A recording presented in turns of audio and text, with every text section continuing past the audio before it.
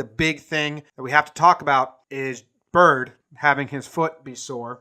We also have to say, you were listening to this on Monday morning. We recorded this Sunday night, and Monday is when the news comes out about when he sees the doctor. We'll get more news.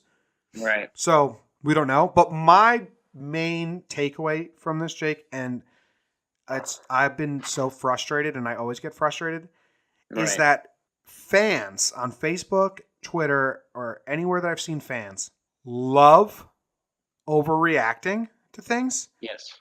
And love not searching for the details. Like, I can't tell you how many people have come into my mentions on Twitter, and these are the two things that kill me.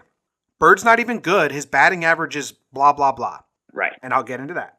And then, man, this is the same foot that's plagued his whole career.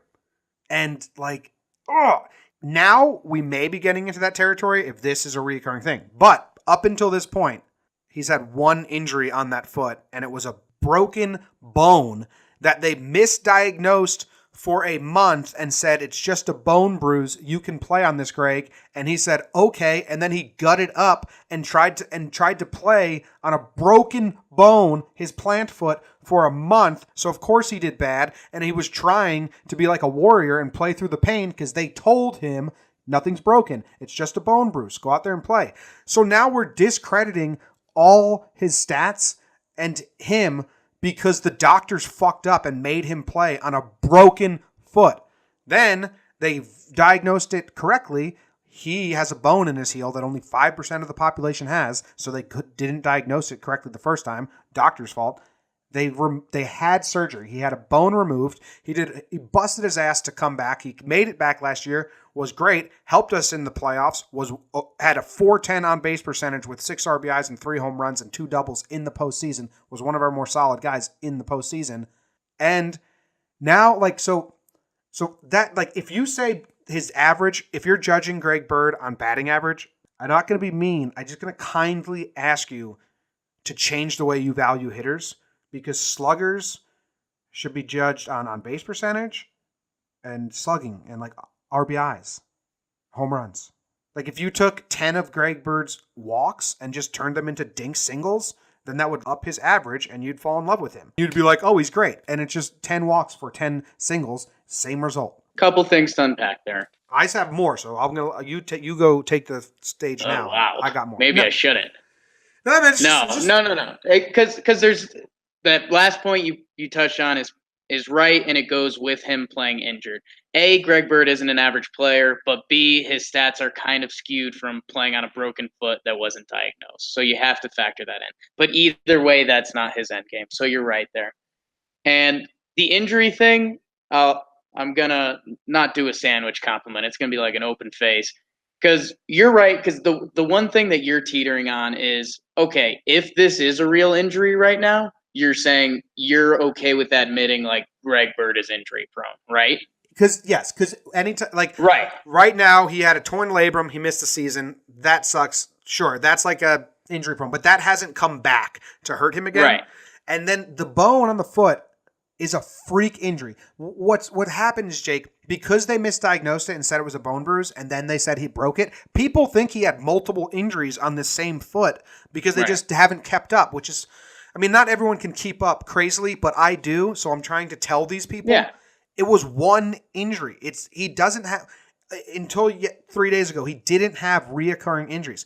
Now this seems like it is that injury flaring up again. Where he had surgery is flaring up on him because it's the same spot. So if this is now down the road, we have to worry about this part of his foot constantly flaring up, then yes, that would be his heel, like, is a problem, and it falls under injury prone.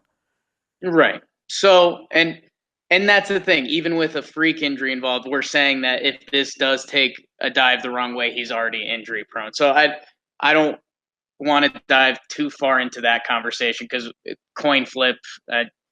Who we could be right tomorrow, we could be wrong tomorrow. You know. So I'm leaving that for now.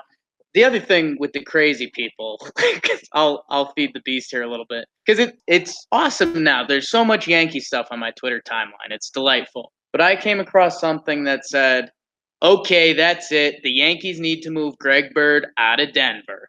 We all know athletes can't live at that altitude and come back and be healthy. And I was shocked. And then he ended it with something like, check up on the facts. So I just for pure fun, I Googled to see if any of those words are kind of true. And no, the Olympic training facility is in Colorado. Athletes perform better at higher altitude. Every freaking track distance champion trains at altitude to be better. So when you take in the crazies, you have to take part of it with a grain of sand. Well, like in that case, the injury prone discussion is actually a good thing for the crazies, because you could say, hey, I can see what you're saying. He's been injured a few times, but one's freaky and the other's completely separate. Here's my watch out for the crazies, man. Here's my thing, and this is just a personal, like, how my brain works, and Right. and how other people's brain works, and I can't understand. Like, I know maybe this isn't a choice you can make in life to have my brain versus other people's brain, but I'm so glad I have my brain. Greg Bird said, "My foot's sore." The Yankees said, okay, we're going to run all the tests possible because we don't want to miss something like last time. That's the only news we had yesterday. Greg Bird said, my foot's sore. They scratched him. They sent him to all the tests. All we knew, right? So everyone immediately jumps on that he's hurt and the season's over and this is terrible. It's like, whoa, back up, guys. It's like, I have had family members, and even times with me, where I go to the doctor and give blood, and they say, hey, there's something about your blood results a little weird. We're going to do further testing, and then we're going to need you to come in and explain it. I'm not running around to my family members and be like, I got fucking cancer. I got cancer. Just kill me. I got fucking cancer. This is the end of my life. They said they need to check the blood more. So what could it be? Just wait till see, like, what is the point of freaking out about the unknown? That is the most wasted amount of energy you could put into anything. Freaking out about now the test. If the test results came back, the bone, like another bone, is broken. Yes, now have that reaction. His season's over. Do we think about trading him? All this stuff, but the fact that it happened before we even found out is insane. And then, I don't know, man, I just see things optimistically, I guess, because they were like, it's the same exact spot as last time. And I was like, okay, well, he got that bone removed, so he can't break that bone again. So that sounds like maybe something's just flaring up. And then the tweet came out, it's inflammation. We're going to go see a foot specialist. And people reacted to that like it was tragic. Like, yo, that's probably the best news. It's pretty vague, but it's much better than anything else. Swelling, swollen, irritation on a foot he had surgery on less than a year ago. That seems somewhat normal and like not the worst case, but people were reacting to that. I wanted to be like, do you guys know what inflammation means? Yeah, the synopsis, because this was kind of going to be part of my keynote speech on this too, is that we just don't know. We just straight up don't know. Some people are going to worry harder. Some people are going to be more optimistic. Some people are going to be more pessimistic. Either way, we don't know. And the part that's crazier is with all the Greg Bird excitement coming into the season, it feels like if we get past this, we're finally in Greg Bird mania. It's happened. He's here. If we don't, it feels like the whole train's off the tracks, which is probably what has people so devastated. Yeah, but I'm just saying, like, table your devastation for after the devastating news, not before. Don't be devastated. Be worried. You can be worried. Oh, you have to be worried. Even Brian Cashman, like, you get worried. Yeah, anxiety. I am worried, but I'm not going to throw out tweets saying like, end of his career, time to get rid of this bum. He fucking sucks, and he wasn't even good when he played. Like, it's just like, wow. If you say stuff like that anyways, yeah, I know. But I just get it on Twitter all the time. Can't let that get to you. I know. Well, I was meeting my little baby nephew for the first time, and I just had to hide my phone because the whole car ride. I got off the plane, and the car ride to my sister's house was just these tweets. Everyone telling me that Greg Bird's basically dead. And I was like, well, we don't know. Like, we don't. You want to be president of the fan club? I guess so. You're right. I put this upon myself, but he could, like, Inflammation, best. Okay, let's do this. Like, someone asked me to do this. Joey, he's on Twitter. I actually really like him. We have a good rapport. He kind of gets our sarcasm and shit. And we went back and forth because he was like, "There's no good news that can come out of this, so you have to be worried." I don't think worry is 100% okay, like we just said. I think he didn't realize what I was responding to, which was like the crazy shit that I have just said. Like he's done Right. in training. But best case scenario, it's sore. He's overworked it. It's the first time, when you have surgery and a bone removed, like it'll flare up. He needs maybe a week off. They need to figure out a cortisone shot that'll help him, and he comes back after a week or 2 or 3, even like 2 or 3 weeks. Last year, Didi and Gary missed a month, and it was fine. That's best case, because I don't think he's going to play opening day right now. We have no idea, but it seems right now best case is he misses some time.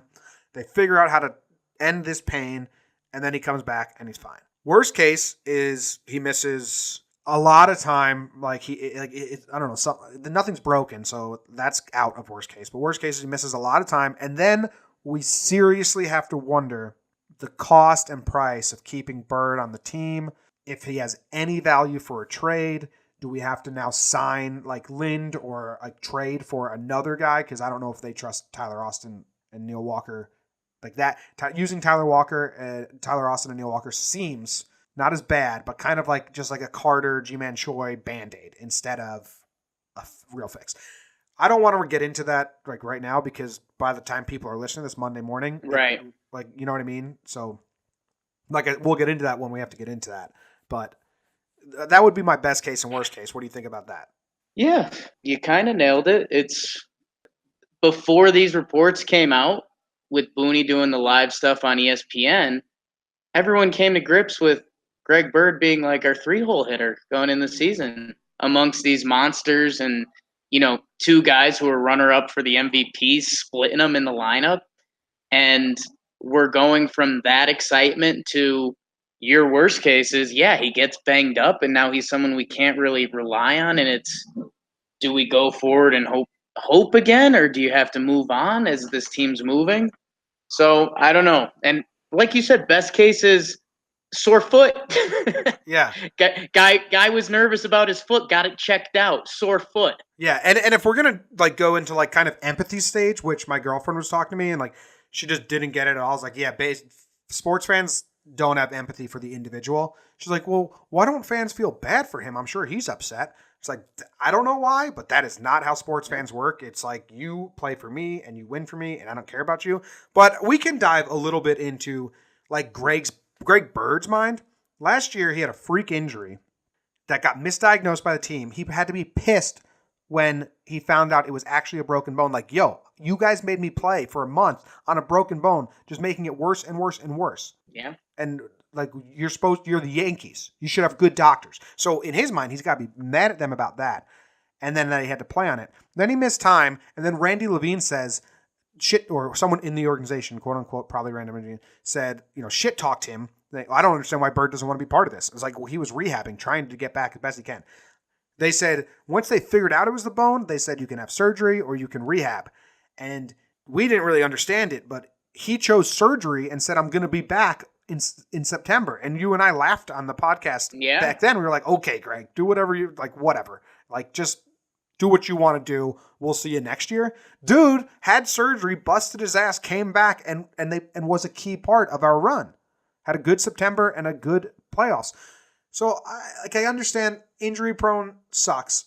And he's had 2 injuries. And if this sees a lot of time, that's 3 injuries with 1 nagging one. So yes, definitely injury prone. And it sucks. But dude is not just like laying around like Kevin Brown or Carl Pavano. He busted his ass to be part of the team last year and had a bone removed in his foot and came back and played. We know Greg, not that well. We hung out with him once. He's a nice kid. I was saying all this shit last year before we had any contact with him. It just irks me how irrational fans can be. And if you're rational, like that guy Joey that I talked about on Twitter, like we disagreed, but he was coming at it from a very rational side, and I was trying to and I like that. I like that back and forth when I know you're not just saying, dude, he fucking sucks. He hit 190. So whatever. We can move on. Yeah, got to, got to root for Greg Bird to be healthy. Root for almost anyone to be healthy. I gotta catch my breath, dude. It really fucking fires me up. I know. Not that Greg Bird, just that like people can be so misinformed and have such hard opinions about stuff. I know Yeah, that's like man. that's the world. That's yeah. You gotta you gotta come to grips with that at some point. Picture the craziest. This is you and me played this game, and I know I normally come at you with bad brain takes. Picture the craziest person you see in the world. Like if you're just driving down the streets, you see someone waving and talking to themselves or something like that. They could be on Twitter. Just anyone can be out there, and some people just want to be angry, Dude, that's like some people love and that's reacting. something we'll never be able to Like grasp. Greg But Bird enough, goes, "Hey, I got a enough Greg sore. Bird, enough people. Hey, I got a sore heel. Okay, let's test it out. See what's bothering you. He's fucking done. Get him off the Yeah, team." I'm like, holy shit. Do you think that's an overreaction? Maybe wait. Just maybe wait. yeah, Maybe I'll make a T-shirt that says maybe wait. yeah. Let's get Maybe into wait. Call up Andujar. call up Andor. Let's get into the season, the off season that was, the spring training that was.